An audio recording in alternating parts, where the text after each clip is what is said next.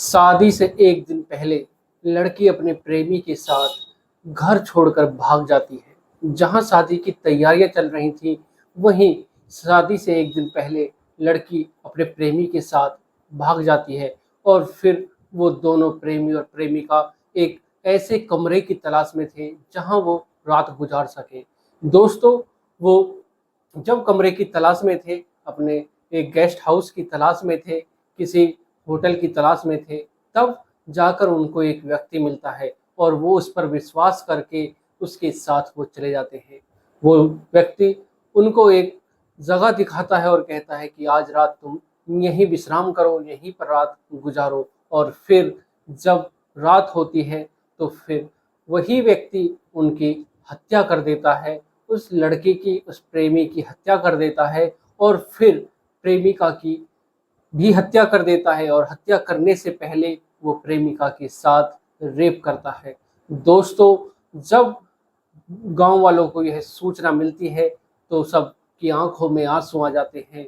सब सोचने और समझने के लिए मजबूर हो जाते हैं कि आखिर ये कैसे हुआ। दोस्तों, जब पुलिस वहां पर पहुंचती है तो घटना स्थल पर पहुंचने के बाद पुलिस की भी आंखों में आंसू आ जाते हैं और सब सोचने और समझने के लिए मजबूर हो जाते हैं कि आखिर किसी पे विश्वास किया जाए या ना किया जाए। तो दोस्तों, जानते हैं आज की इस कहानी के माध्यम से पूरी घटना को कि किस प्रकार वो घर से निकले और घर से निकलने के बाद उनकी मुलाकात उस व्यक्ति से हुई और फिर किस प्रकार उसने उन दोनों की हत्या की। जानते हैं आज की इस कहानी के माध्यम से पूरी घटना को। दोस्तों, अगर आप चैनल पर पहली बार हैं, चैनल को सब्सक्राइब करें, वीडियो को लाइक करें, शेयर करें, कमेंट करें और बेल आइकन जरूर दबाएं, जिससे कि मेरे आने वाली हर एक वीडियो आप तक पहुंच सके और आप क्राइम से रूबरू हो सके। तो दोस्तों, चलते हैं, जानते हैं पूरी कहानी को।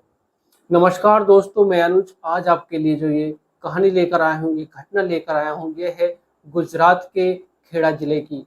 दोस्तों, मधुआ थाना की ये घटना है और वहीं का एक गांव लगता है तालुका गांव है। वहां पर जब 25 अप्रैल की सुबह होती है तो जब कुछ लोग खेतों की तरफ जाते हैं, कुछ लोग अपनी बकरियों को चराने के लिए जंगल की तरफ जाते हैं, तो जैसे ही वो जंगल में पहुंचते हैं, खेतों पर पहुंचते हैं, तब वो देखते हैं कि एक लड़का, एक व्यक्ति जिसकी उम्र करीब 24-25 साल की उम्र है, वो लड़का चारपाई पर पड़ा हुआ है और वहां पर खून काफी मात्रा में उसके चारों तरफ बिखरा हुआ है। दोस्तों, जैसे ही लोग वाग उसको देखते हैं और फिर पुलिस को सूचना दे दी जाती है और जब लोग वाग उसके पास पहुंचते हैं, उसको आसपास जाकर उसके देखते हैं, कभी कुछ ही दूरी पर जाने के बाद झाड़ियों में एक लड़की की लाश मिलती है। वो भी निर्वस्त्र थी और उसके प्राइवेट पार्ट में कुछ भूसा वगैरह भरा हुआ था। दोस्तों, जैसे ही गांव वाले यह सब देखते हैं, सबके पैरों के तले से जमीन खिसक जाती है। सब सोचने और समझने के लिए मजबूर हो जाते हैं कि आखिर यह सब किया किसने और क्यों किया। दोस्तों, जब पुलिस मौके पर पहुंचती है, वहां पर अपनी जांच पड़ताल करती है और उसके बाद पुलिस जो शव थे उनको अपने हिरासत में ले लेती है और फिर पोस्टमार्टम के लिए भेज दिया जाता है। दोस्तों, जब पुलिस अपनी जांच करती है, शनाख्त करती है, तब उनके पास जो जो प्रेमी और प्रेमिका थे, उनके पास बैग थे और जब पुलिस बैग की तलाशी लेती है तो उसमें उनके आधार कार्ड निकलते हैं। देखकर सबको यही लग रहा था कि ये काफी दूर से आए हुए हैं। उनके पास उनके कपड़े भी थे और कुछ सामान भी था। दोस्तों, जब पुलिस उनके आधार कार्ड चेक करती है, एड्रेस निकालती है, घर वालों को इन्फॉर्म किया जाता है, तो घर वालों की भी हालत खराब हो जाती है। वो भी रोना चीखना शुरू कर देते हैं और जब वो घटना स्थल पर पहुंचते हैं, उनसे पूछताछ की जाती है, तब पुलिस वालों को जो पूछताछ में मिलता है, उस घर वाले बताते हैं कि जो लड़की है इसका नाम प्रिया है, जिसकी उम्र 20-21 साल के करीब थी और जो लड़का था ये आयुष, जिसकी उम्र 24-25 साल थी। 25 अप्रैल 2025 को जो प्रिया थी, इसकी शादी होने वाली थी और यह अपने जो प्रेमी था आयुष, इससे शादी की जिद करती थी और इसकी शादी हमने कहीं और फिक्स कर दी थी और 25 अप्रैल को इसकी शादी होने वाली थी। 24 अप्रैल 2025 से ये दोनों गायब थे। और फिर जब पुलिस अपनी शनाख्त में लगती है, अपनी जांच पड़ताल में लगती है, गांव के जितने भी सीसीटीवी कैमरे थे उनको पुलिस खंगालना शुरू कर देती है। तब एक सीसीटीवी कैमरे में एक व्यक्ति नजर आता है बाइक पर, और वो एक लड़का और लड़की को बाइक पर बैठाकर जंगल की तरफ ले जा रहा था। और जब पुलिस यह सब देखती है तो उस बाइक का नंबर नोट करती है, और जब नंबर नोट करने के बाद पुलिस उस व्यक्ति को उठा लेती है, उसको अपनी गिरफ्तार कर लेती है। और जब उससे पूछताछ करती है तो वो जो कहानी बताता है, सबके पैरों के तले से जमीन खिसक जाती है। सब सोचने और समझने के लिए मजबूर हो जाते हैं कि आखिर यह क्या हुआ और इस व्यक्ति ने उन दोनों मासूम बच्चों के साथ ऐसा क्यों किया। दोस्तों, जो व्यक्ति था जो बाइक पर उन दोनों को ले जा रहा था, वो उस व्यक्ति का नाम होता है चंदू, जिसकी उम्र करीब 40 साल होती है। वो जब पूरी कहानी को बताता है तो वो कहता है कि मैं जो डामर वाली रास्ते पर जो नदी है वहां पर मैं टहल रहा था, और तब जो ये लड़का था ये मेरे पास आता है और मेरे से कहता है कि हमको कहीं एक रात गुजारने के लिए कोई कमरा वगैरह या गेस्ट हाउस या होटल अगर आसपास हो तो बता दो। तब जो चंदू होता है वो दोनों को देखता है और उसकी नीयत बिगड़ने लगती है। जब वो उस लड़की को देखता है, प्रिया को देखता है, तो उसकी नीयत में खोट आना शुरू हो जाता है दोस्तों। और वो चंदू कहता है कि ठीक है, मैं तुम्हारा एक इंतजाम कर देता हूँ, वो भी फ्री में रहने का, तुम चिंता मत करो। मैं तुमको एक ऐसी जगह लेकर चलता हूँ जहाँ पर तुमको पैसे भी देने नहीं पड़ेंगे। दोस्तों, जब वो प्रिया और आयुष को बाइक पर बैठाता है तो वो जंगल की तरफ ले जाना शुरू कर देता है। और जब वो जंगल में पहुंचता है, खेताई की तरफ पहुंचता है, उसको पता ही था चंदू को कि कुछ किसान जो होते हैं वो खेतों पर चारपाई रखते हैं, और वो उस जगह पर लेकर पहुंचता है जहां पर 2 चारपाई थी।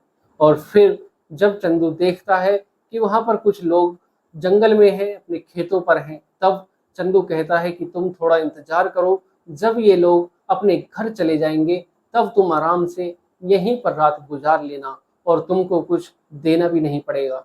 दोस्तों, वो चंदू पर विश्वास कर लेते हैं, लेकिन उनको यह नहीं पता था कि यह सब उनके साथ होने वाला है, कि चंदू के दिमाग में क्या चल रहा है यह वो दोनों नहीं पहचान पाए और उनको कुछ पता नहीं चल पाया। दोस्तों, चंदू उनको खेत पर छोड़ देता है और कहता है कि तुम यहीं पर आराम करना जब ये लोग अपने घर चले जाएं।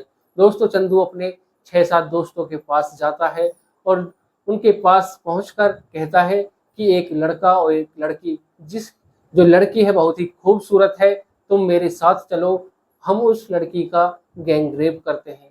लेकिन जो दोस्त थे उसके वो तैयार नहीं होते हैं और वो मना कर देते हैं जाने के लिए। कहते हैं कि हमको इस झंझट में नहीं पड़ना है, और अगर बात बिगड़ गई तो हमको जेल भी जाना पड़ सकता है और हमें पुलिस के लफड़े में नहीं पड़ना।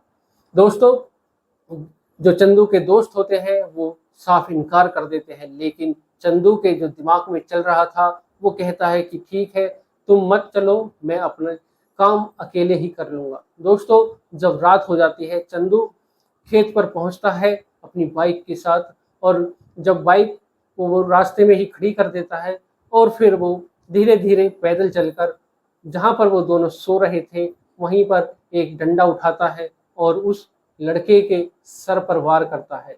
और जैसे ही वो सर पर वार करता है तो लड़के की चीख निकल जाती है, और जैसे ही वो चीख लड़की सुनती है तो लड़की खड़ी हो जाती है अपनी चारपाई से, और वो चंदू से अपने जो प्रेमी था उसको बचाने की कोशिश करती है। लेकिन जो चंदू था वो एक बार उस लड़की के भी सर पर कर देता है। दोस्तों, लड़की बेहोश हो जाती है और जो उस आयुष था, जो लड़की का प्रेमी था, उसके सर पर वो ताबड़तोड़ वार करता है, और फिर वो एक बार प्रिया के भी सर पर करता है। लड़की बेहोश हो जाती है और जब वो देखता है कि जो प्रेमी है आयुष है वो कुछ भी हलचल नहीं कर रहा है, तब वो जो प्रेमी का थी प्रिया उसके वो कपड़े उतारता है और उसके साथ वो उसके ही प्रेमी के बराबर में उसके साथ रेप करता है। दोस्तों, रेप करने के बाद वो फिर उसके हत्या कर देता है और फिर वहां से भाग जाता है। दोस्तों, जब पुलिस को चंदू पूरी कहानी बताता है तो सबके आंखों से आंसू आने लगते हैं। सब सोचने और समझने के लिए मजबूर हो जाते हैं कि आखिर किसी पर विश्वास किया जाए तो कैसे किया जाए। उन दोनों ने उस चंदू पर विश्वास किया और विश्वास के ही विश्वास पर ही वो दोनों उसके साथ चले गए और फिर चंदू ने उन दोनों के साथ ऐसा किया कि उनकी जब उनकी हत्या कर दी और फिर वहां से फरार हो गया। दोस्तों, जब चंदू को पुलिस ने गिरफ्तार किया और फिर उसकी चार्ज रिपोर्ट लगाई और कोर्ट के सामने पेश किया, दोस्तों उसके बाद उसको रिमांड पर लिया गया और 8 दिन के लिए कोर्ट ने उसको रिमांड के लिए भेजा। दोस्तों, आज के लिए सिर्फ इतना ही। मिलते हैं एक और कहानी के साथ। दोस्तों, अगर जीवन में कुछ करना चाहते हो ऐसा, तो जीवन में सोच समझकर ऐसा कदम उठाना चाहिए। घर वाले परिवार वाले पर क्या गुजरती है, उनके सीने पर उनके दिल पर क्या गुजरती है, जिसने तुमको इतना बड़ा किया, पढ़ाया लिखाया, इस काबिल बनाया और फिर जब वो शादी करने के लिए कहते हैं तो वो कुछ सोच समझ कर ही कहते हैं। अगर लड़का लड़की राजी है, अपनी एक दूसरे से प्यार करते हैं, तो घर वालों को भी सोच समझकर ही फैसला लेना चाहिए। दोस्तों, मिलते हैं एक और कहानी के साथ। आज के लिए सिर्फ इतना ही। दोस्तों, आज की जो ये कहानी है इसको सुनाने का उद्देश्य किसी का दिल दुखाना नहीं, किसी को परेशान करना नहीं, बल्कि आपको जागरूक करना है, सचेत करना है, सावधान करना है। सतर्क रहें, सावधान रहें, सुरक्षित रहें। एक बार फिर ऐसा कदम उठाने से पहले एक बार जरूर सोच लेना चाहिए, समझ लेना चाहिए, फिर ऐसे कदम उठाने चाहिए जो परिवार वालों को भी दुख ना हो और तुमको भी ऐसा कुछ देखना ना पड़े। तो दोस्तों, मिलते हैं एक और घटना के साथ। आज के लिए सिर्फ इतना ही। नमस्कार, जय श्री श्याम। दोस्तों, अगर चैनल पर पहली बार है, चैनल को सब्सक्राइब जरूर करें, वीडियो को लाइक करें, शेयर करें, कमेंट करें और बेल आइकन जरूर दबाएं, जिससे कि मेरे आने वाली हर एक वीडियो आप तक पहुंच सके और आप क्राइम से रूबरू हो सकें। और आपके एक सब्सक्राइब से मेरा हौसला बढ़ता है, आपके एक लाइक से मेरा हौसला बढ़ता है। तो दोस्तों, आज के लिए सिर्फ इतना ही। नमस्कार, जय श्री श्याम।